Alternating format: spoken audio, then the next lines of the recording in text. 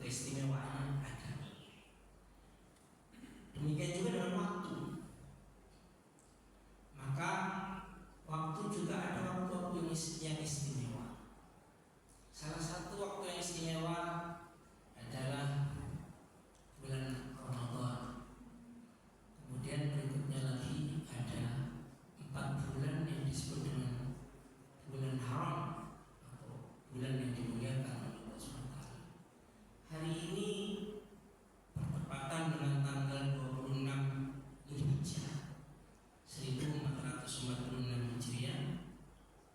Dzulhijjah ini termasuk salah satu bulan haram, seperti yang tadi saya sampaikan di dalam mukadimah,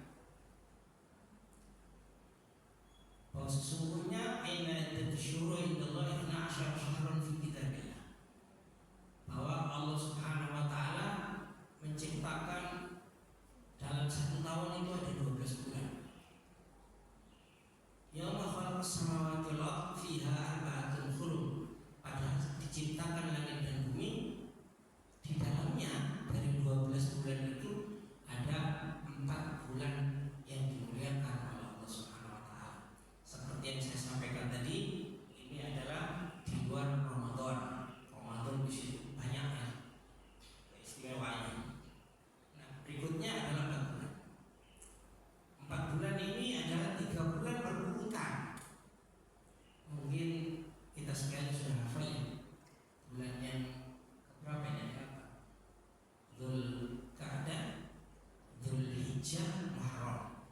Bulan ke-11, 12 dan bulan yang pertama, maksudnya bulan Hijriah.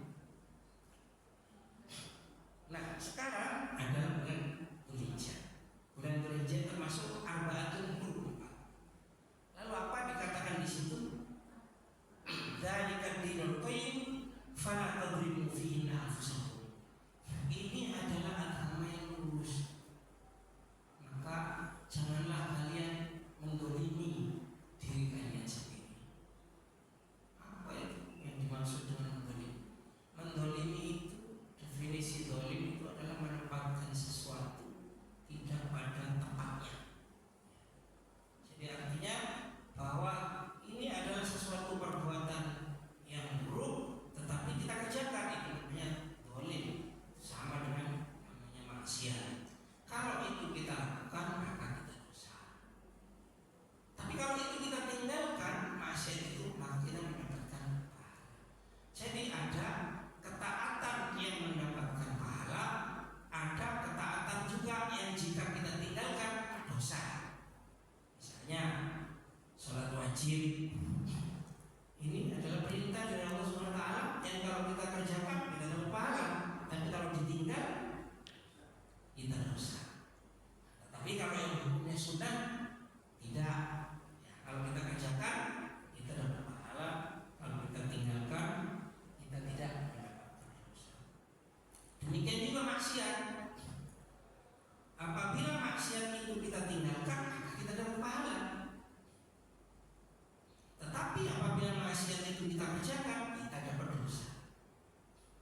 Jadi banyak hal yang sebetulnya kita bisa dapatkan pahala dari Allah Subhanahu wa taala, baik dari sisi ketaatan maupun dari sisi maksiat.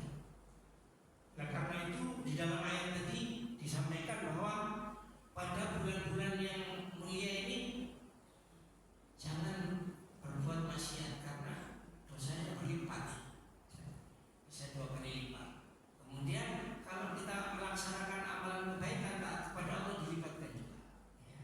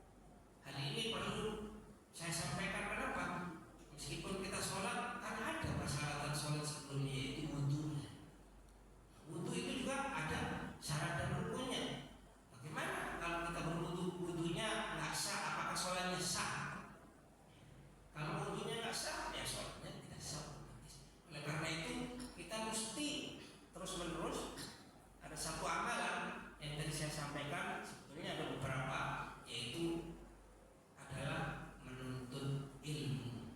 Nah, salah satu yang kita lakukan di sini adalah kita duduk bersama menuntut ilmu, sharing, berdiskusi, tanya jawab dan sebagainya, ya, untuk meningkatkan ilmu pengetahuan ini adalah untuk meningkatkan amal kita, ya, amal-amal yang baik. Karena kata ulama bahwa setiap amalan itu tidak diterima oleh Allah SWT jika tidak ada ilmunya. Ya. Jadi, wa kullu man bighairi ilmin ya'malu a'maluhu mardudatun la tuqbal. Jadi, setiap amalan wa kullu man bighairi ilmin ya'malu, jadi tidak ada ilmunya, tidak tahu ilmunya ini apa, pokoknya dikerjain aja. Amaluhu mardudatun la tuqbal, bahwa amalannya ditolak sama Allah, tidak diterima karena dia tidak belajar. Makanya Rasul Sallallahu Alaihi Wasallam mengajarkan bahwa menuntut ilmu itu wajib. Thalabul ilmi fardhatun 'ala kulli muslim. Menuntut ilmu adalah hukumnya wajib. Kalau tidak dilakukan, dia dosa. Ya. Kalau dilakukan, dia mendapatkan pahala. Saya ingin mengutip salah satu hadis yang diriwayatkan oleh Imam Ibnu Majah dari sahabat Abu Darda radhiyallahu anhu. Qala Rasulullah sallallahu alaihi wasallam, man salaka tariqan yaltamisu fihi ilman sahhalallahu lahu bihi tariqan ila jannah. Barang siapa yang menempuh jalan. Jadi di sini Rasul mengatakan man, siapa saja. Siapa saja, ya kita. Man salaka, siapa saja yang mau menempuh thariqan jalan. Man salaka thariqan yaltamisu fihi ilman, untuk menuntut ilmu. Apa kata Nabi? Sahhalallahu bihi thariqan ila jannah. Maka Allah akan memudahkan jalan menuju surga. Jadi apa yang kita lakukan sekarang ini termasuk salah satu jalan. Mudah-mudahan kita dimudahkan untuk menuju surganya yang penuh nikmat. Amin ya rabbal alamin. Kemudian sambungan dari hadis itu, wa innal malaikata la tadau ajnihataha ridwan bil ilm. Dan malaikat itu membentangkan sayapnya untuk orang yang menuntut ilmu. Kemudian apa itu? Supaya diridhoi oleh Allah Subhanahu wa taala, dimintakan ampun kepada Allah Subhanahu wa taala orang yang menuntut ilmu. Ini hal yang sangat luar biasa. Ma'asyiral muslimin wal muslimat yang dirahmati Allah Subhanahu wa taala. Kita hidup di dunia ini banyak hal-hal yang perlu dilakukan, banyak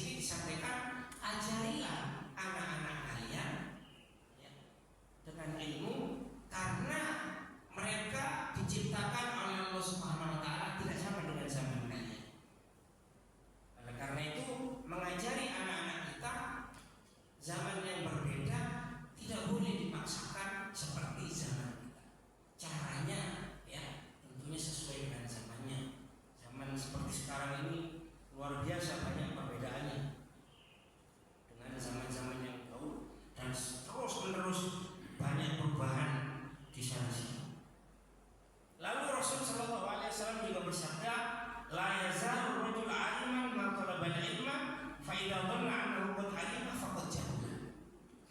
Begitu pentingnya ilmu ini sampai Rasul mengatakan seseorang itu dapat dianggap menjadi seorang yang alim atau berilmu selama ia terus menerus belajar. Jangan sudah punya ilmu berhenti belajar. Rasul mengatakan selama dia terus menerus belajar, dia dikatakan alim oleh Rasul Shallallahu Alaihi Wasallam. Kemudian faida dhanna annahu qad alima faqad jahula. Apabila ia menyangka bahwa dirinya saya sudah alim, saya sudah pintar, sudah stop, tidak belajar lagi. Kata Rasul, sesungguhnya dia dianggap jahil, dianggap masih bodoh. Oleh karena itu, sebetulnya Rasulullah SAW ini sudah mengajarkan kepada kita dari hadis ini, istilahnya itu kalau sekarang ada yang disebut dengan long life education ya. Jadi apa namanya, pendidikan yang berkelanjutan, yang seumur hidup kira-kira. Kemudian di dalam hadis berikutnya saya ingin menyampaikan juga bahwa qala Nabi sallallahu alaihi wasallam kaitannya dengan ilmu. Kun aliman, hendaklah engkau menjadi seorang yang alim, yang berilmu. Au muta'alliman, atau orang yang belajar. Au musta'liman, atau orang yang menyukai ilmu. Wala takun jahilan fadhan, tapi janganlah menyukai wala takun khamisan, jangan kamu suka yang kelima, jangan jadi orang yang kelima, tidak mau menuntut ilmu, tidak mau mendengarkannya, tidak mau juga belajar ya. Tidak mau belajar, tidak mau mendengarkan, dan tidak mau membagikan ilmu. Jangan kok menjadi orang yang itu, yang tidak itu. Maka aku akan hancur, aku akan rugi, kata Rasulullah SAW. Seorang yang berilmu akan sanggup hidup di mana saja. Dan orang alim itu tidak akan merasa asing dimanapun dia hidup. Kalau kita memang punya ilmu pengetahuan, aman-aman saja. Dengan ilmu dan pendidikan, maka orang-orang yang asalnya kelasnya termasuk orang biasa bisa meningkat ya. Jadi derajatnya, meskipun dia bukan keturunan raja atau keturunan presiden atau keturunan menteri, tapi dia belajar, maka dia akan bisa setara dengan yang lain. Imam Ghazali pernah berkata, meskipun seseorang membaca beribu-ribu masalah ilmu atau ilmunya banyak, kemudian mengajarkannya pula, tetapi tidak mengamalkan, ini kaitannya, maka itu semua tidak ada faedahnya. Ya. Kita menuntut ilmu banyak, bagus ya, tetapi tidak diamali. Maka kata Nabi, la yakunul mar'u aliman hatta yakuna bi ilmihi alim. Jadi belum dianggap seorang itu betul-betul berilmu, hanya ilmu diserap saja, tapi tidak diamalkan. Sampai ia mengamalkan ilmunya, kata Nabi. Malah ada hadis yang berbunyi, man izdada ilman, orang yang bertambah ilmunya, walam yazdad huda, tapi tidak nambah, ya, tidak nambah petunjuk karena ilmu yang dimilikinya, dia kesana kemari tidak jelas, punya ilmu agama tapi tidak dipraktekkan, gitu. Maka kata Nabi, lam yazdad minallahi illa huda.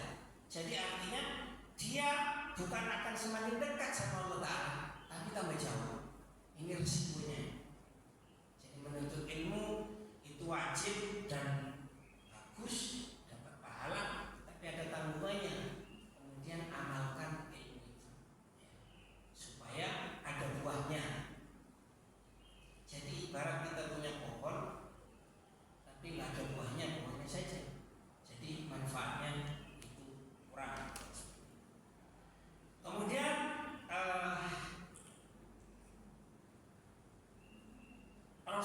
Shallallahu Alaihi Wasallam mengajarkan kepada kita. Kita sering berdoa, Allahumma inni a'udzubika min ilmin la yanfa. Ya Allah, aku berlindung kepadamu dari ilmu yang tidak bermanfaat. Jadi ilmu itu macam-macam. Jadi kita menuntut ilmu, tapi tuntutnya ilmu yang baik, yang bermanfaat. Maka kita setiap saat supaya dibimbing oleh Allah SWT untuk mendapatkan ilmu yang bermanfaat, diajarkan oleh Nabi berdoa, Allahumma inni a'udzubika min ilmin la yanfa. Ya Allah, aku berlindung kepadamu dari ilmu yang tidak bermanfaat. Wa qalbin la yakhsha. Nah, ini sudah masuk lagi. Dan hati yang tidak khusyuk. Jadi tadi ada ilmu diserap oleh akal, kemudian masuk ke dalam hati, kemudian diamalkan dalam kehidupan kita sehari-hari. Kita juga minta kepada Allah hati yang tidak khusyuk, ya, tidak dekat kepada Allah. Ya, kita mengamalkan sesuatu amalan tapi pikirannya melayang ke sana kemari. Kita berbuat sesuatu kebaikan tapi hatinya tidak baik, hatinya tidak khusyuk pada Allah SWT. Kemudian wa du'ain la yusma, dan doa yang tidak didengarkan oleh Allah SWT. Wa amalin la yufa, dan amalan yang tidak diterima oleh Allah SWT. Ini doa yang termasuk doa-doa yang baik. Allahumma inni a'udzubika min ilmin la yanfa wa qalbin la yakhsha wa du'ain la yusma wa amalin la yanfa. Mudah-mudahan doa-doa ini barangkali bisa kita kerjakan. Hadirin yang dirahmati Allah Subhanahu wa taala. Ketika kita sudah menuntut ilmu, dapat ilmu, kemudian kita coba amalkan, ya. Kemudian seperti saya yang ngomong di sini,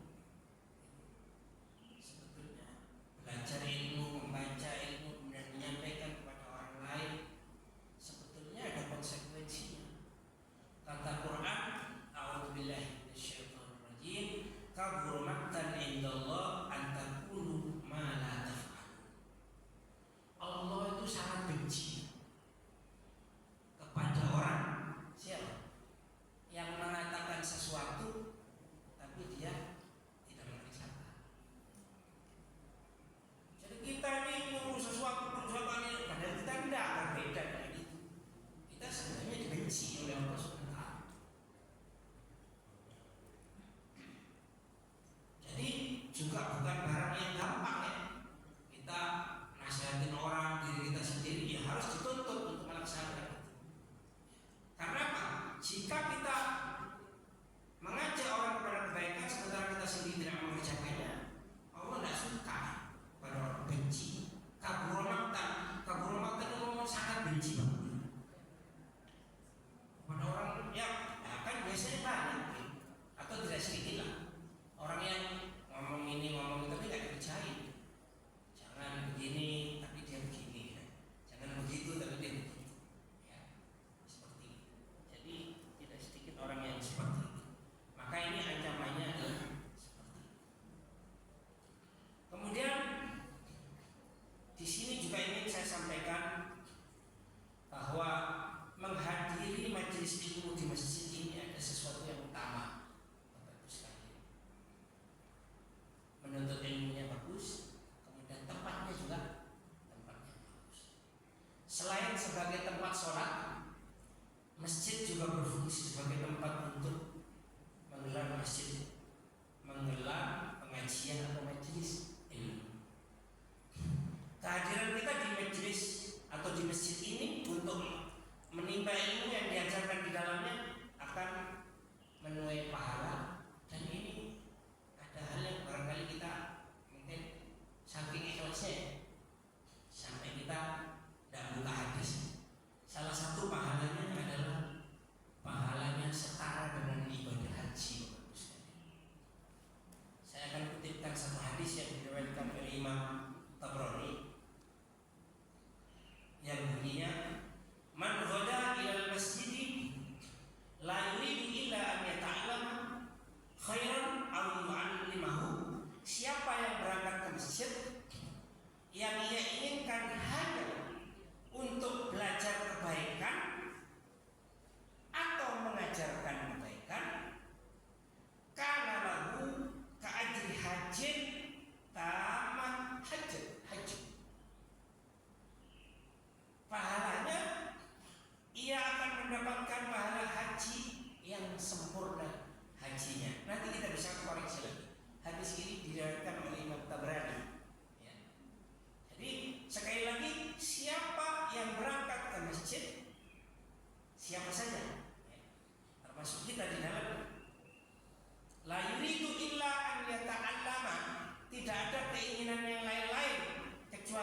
dia ingin belajar yang baik tentang kebaikan. Tidak datang ke masjid ingin mencari sandal yang terbaik, tidak begitu. Ya. Ada ya. Mungkin sedikit satu dua orang ingin apa lagi pamer ya, tak biar tahu kalau saya ini ke masjid. Nah, ini apa namanya perbuatan hati. Ya. Perbuatan hati itu kita luruskan terus. Kita memang ini ingin mencari kebaikan ya Allah, atau juga untuk mengajarkan, kemudian kita pulang ke rumah, kita jadi anak-anak kita, tetangga-tetangga kita barangkali yang kita belum tahu kita sampaikan, maka ia akan mendapatkan pahala haji yang sempurna hajinya, karena lahu ka ajri hajjan taman hajj. Jadi hajinya itu sempurna. Maka kita, karena kita juga termasuk orang-orang yang ahli ya, ke masjid mendengarkan apa namanya ilmu agama ya, atau ilmu yang lain juga yang bermanfaat buat kita ya, maka mudah-mudahan kita termasuk orang yang memang niatnya lurus mencari kebaikan dan ingin menyebarkan kebaikan itu. Jangan juga kita setelah mendapat ilmu disimpan sendiri, disimpan sendiri aja lah. Kalau saya bagikan kepada orang lain kok enak gitu ya. Nah ini namanya hatinya masih kurang bersih. Padahal beragama itu adalah zahirun wa batin. Beragama ini tidak hanya ya ritual fisik semata-mata, tetapi juga batin kita. Hati kita mesti bersih ya. Hati kita mesti baik.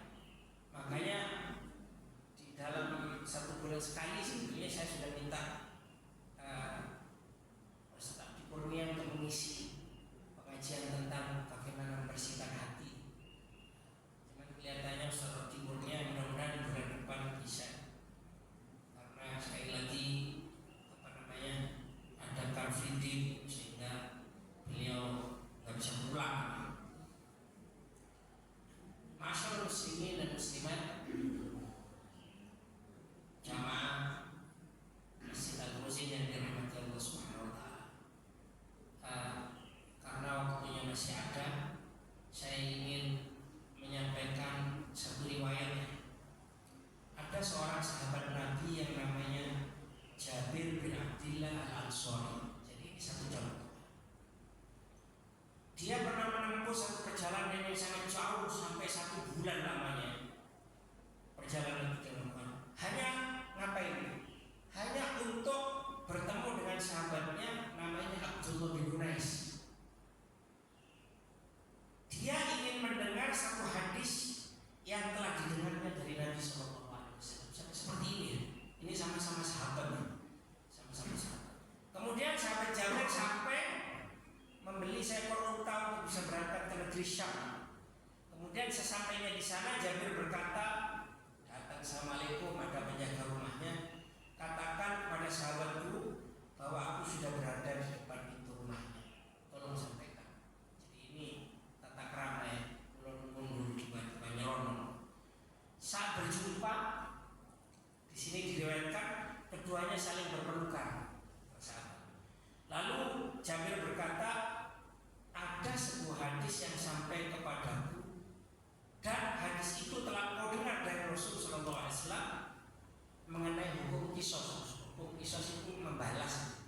Kalau kita misalnya ditempelin pipi kanan, kita boleh balas yang kanan. Tapi jangan kamu nempelin aku sekali, balas 3 kali.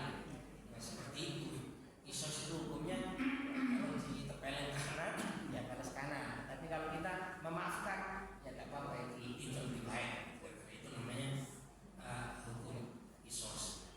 Maka kata dia bilang, aku takut engkau meninggal atau aku yang lebih dulu meninggal tanpa sempat aku mendengarnya. Jadi sebetulnya ini sahabat ini ingin mengoreksi gitu. Ini sabda Rasul Sallallahu Alaihi Wasallam persis seperti ini atau enggak? Karena dia dengar temannya itu mendengarkan dari Nabi, dia sampai saking pentingnya ini. Kemudian kita perhatikan sahabat Jabir bin Abdullah Al-Ansari rela sekian lama berjalan menuju Syam hanya untuk mendengarkan satu hadis dari sahabatnya Abdullah bin Unais. Malah sebelum dipersilakan masuk sebelum masuk ke dalam dia langsung merangkul, berdiri, karena ayo sampaikan itu. Aku takut keburu engkau yang meninggal dulu atau aku yang meninggal dulu. Begitu caranya sahabat zaman dulu di dalam menuntut ilmu. Kepingin tahu ini hadis ini sahih atau tidak dan seterusnya sampai seperti itu. Kemudian karena ini mumpung bulan Dzulhijjah itu kan haji, ya, bulan haji. Salah satunya tadi saya sudah sampaikan ilmu, mudah-mudahan cukup lah itu ya. Nanti kalau kita kupas lebih dalam lagi, saya harus baca buku yang lebih banyak lagi. Itu yang satu tadi menuntut ilmu. Yang kedua, mumpung ini juga bulan haji, kita ini amalan hati. Kita punya niat yang kuat dan tekad yang luar biasa untuk menunaikan ibadah haji rukun ini, terutama yang belum. Kemudian apa itu lanjutannya? Siapa yang memiliki udzur namun punya niat dan tekad yang kuat dan sudah ada usaha untuk melakukannya, maka sudah dicatat pada Allah Subhanahu wa taala. Kata Nabi, an-niyatul mu'min khairum min amali. Niatnya orang yang beriman itu sudah dianggap bagus dibandingkan dengan yang sudah dikerjakan. Kalau itu niat dengan sungguh-sungguh. Ini diberikan contoh, ada orang yang sudah mendaftarkan untuk berangkat haji, kemudian dia batal karena macam-macam ya, faktor keselamatan, faktor kesehatan, faktor kuota dan seterusnya. Maka Rasulullah SAW bersabda, "Idza maridul abdu aw safar," jika salah seorang sakit atau bepergian, kutiba lahu mithlu ma kana ya'malu muqiman shahihan, maka ia dicatat mendapatkan pahala seperti ketika ia dalam keadaan tidak safar atau ketika dia sehat. Artinya hadis ini diriwayatkan oleh Imam Bukhari. Jadi kalau kita sudah punya niat kemudian kita nggak bisa jalan, gitu ya, sudah dicatat oleh Allah SWT. Makanya niat haji, niat ke masjid, nggak tahunya sakit, sudah dicatat itu niat bahwa kita sudah ke masjid. Kebiasaan kita ke masjid karena sesuatu dan lain hal, maka dicatat sebagai kebaikan pada Allah SWT. Maka bagi calon haji yang belum haji, siapa saja yang sudah memiliki tekad, semoga sudah mendapatkan pahala haji dan umrohnya sekaligus ya. Semoga tahun-tahun depan kita juga bisa melaksanakan atau mengimplementasikan ibadah haji. Bapak Ibu sekalian yang dirahmati Allah SWT, saya ini karena ngambil dari beberapa kitab, maka tidak terlalu urut yang saya sampaikan. Kalau masih ada waktu saya ingin sampaikan lagi juga. Satu tadi menuntut ilmu, kemudian dua tadi niatnya yang tulus dan tekad untuk berangkat haji, kemudian yang ketiga dan yang terakhir adalah berbakti kepada kedua orang tua. Hal ini mungkin kalau kita yang hadir karena umurnya kayaknya sudah 25 ke atas semuanya, justru sudah menjadi orang tua. Tapi mungkin bisa disampaikan kepada putra putrinya bahwa ada satu riwayat ini yang luar biasa ya, saya dapatkan dari sahabat Nabi. Ini satu hadis diriwayatkan oleh Imam Tabrani dan Imam Baihaqi. Dari sahabat Nabi namanya Anas bin Malik radhiyallahu anhu, ia berkata, ini sahabat Nabi, ada seseorang yang mendatangi Rasulullah SAW, dia ingin pergi berjihad namun tidak mampu. Orang itu berkata pada Rasul yang kira-kira bunyinya begini,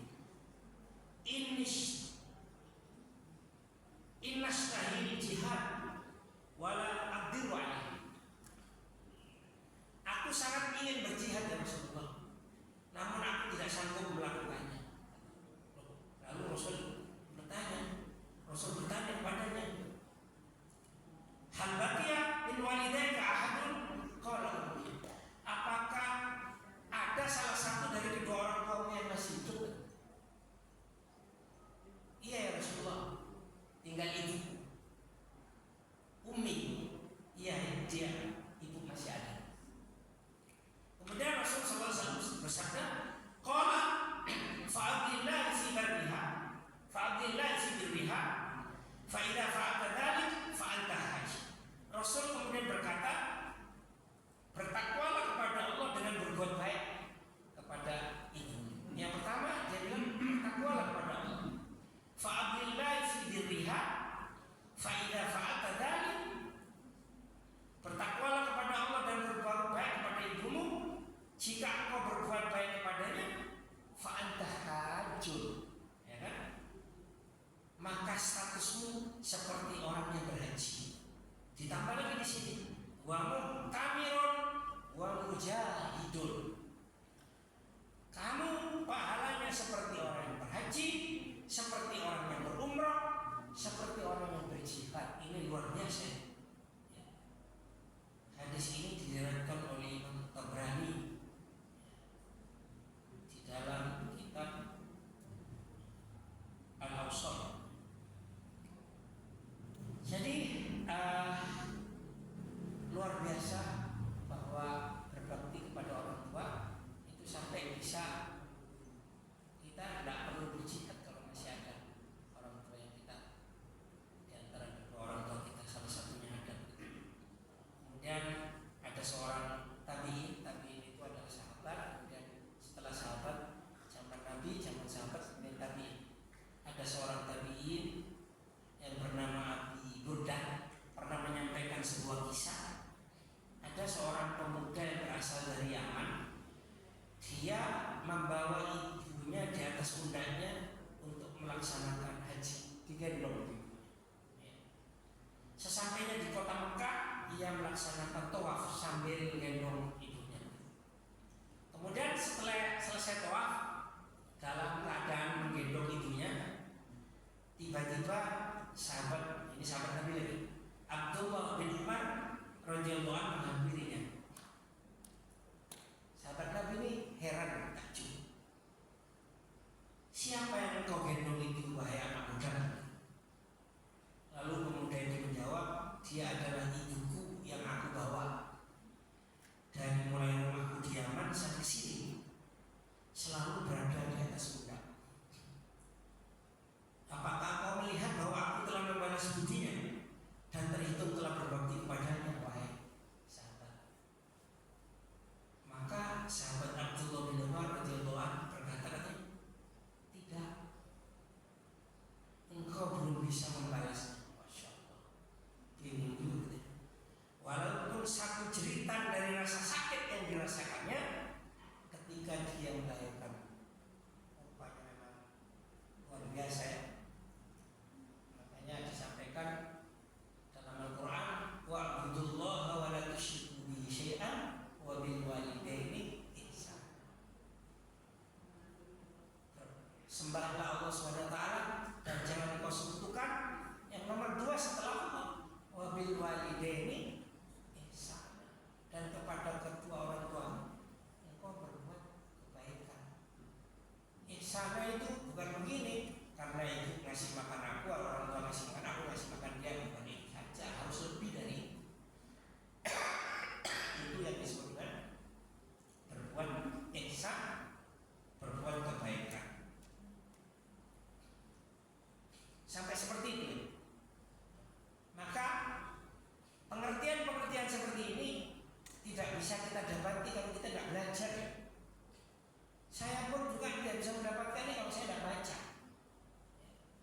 Jadi karena baca itu adalah cara, salah satu cara belajar menuntut ilmu. Sampai seperti ini.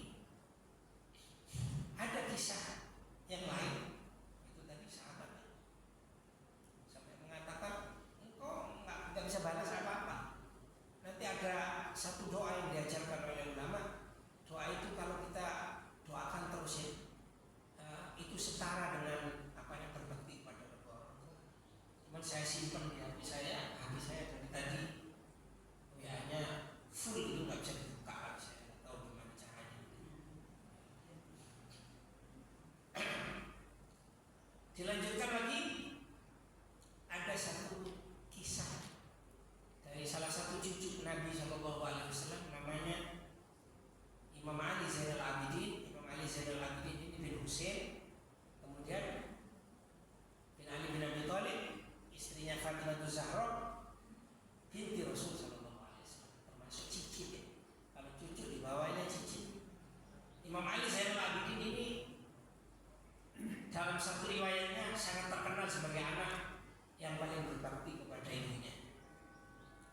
Dia ditanya oleh seseorang, engkau adalah orang yang paling berbakti kepada ibumu, tapi kenapa kami tidak pernah melihatmu makan bersamanya di dalam satu meja makan? Nah ini ada kisah seperti ini. Kemudian Imam Ali Zainal Abidin menjawab,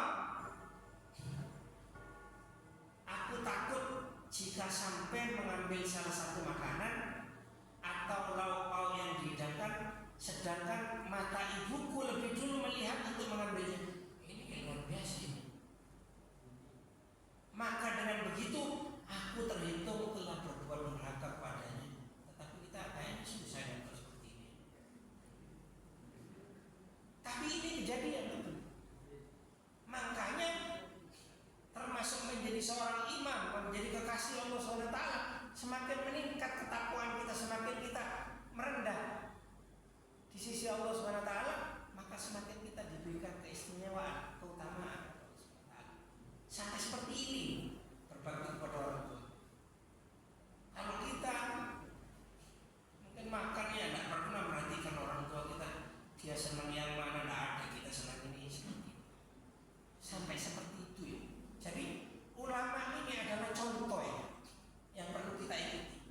Jadi kita jangan mengikuti kemauan nafsu kita sendiri, supaya kita tetap berada di jalan. Jangan juga merasa kita sudah cukup, saya sudah hebat dan sebagainya. Setan maunya memang seperti itu, selalu merasa dirinya besar. Bapak sekalian, kita tahu deh, iblis dikeluarkan dari surga itu bukan karena iblis itu tidak percaya kalau Tuhan itu adalah Tuhannya, kalau pencipta dia itu adalah Tuhan. Bukan. Sebabnya adalah karena sombong.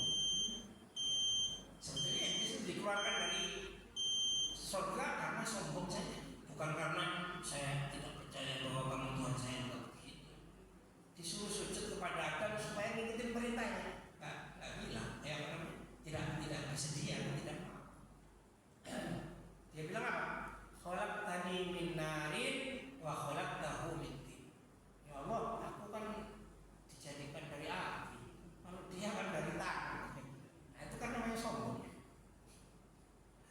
Oleh karena itu, salah satu yang harus kita hindari adalah kesombongan. Mudah-mudahan 3 hal yang sudah saya sampaikan ini mudah-mudahan bisa kita kerjakan.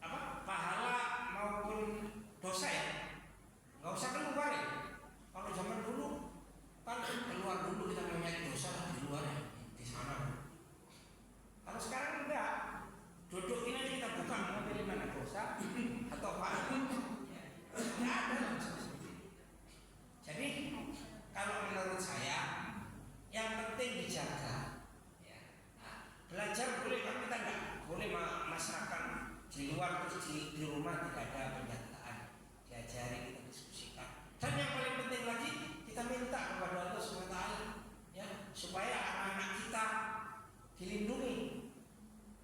Allahumma ja'al auladana min ahlil ilmi wa min ahlil khair. Allah jadikan anak-anak kami ini orang-orang yang ahli ilmu dan kebaikan.